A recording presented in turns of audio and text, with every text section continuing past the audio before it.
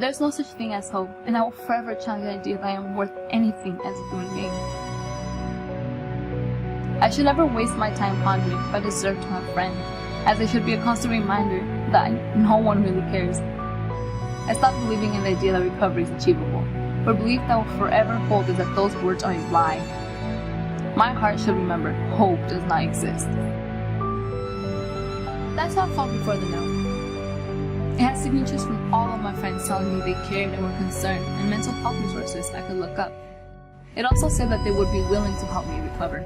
It was time to fight back. Hope does not exist. My heart should remember that those words are a lie, for belief that will forever hold is that recovery is achievable.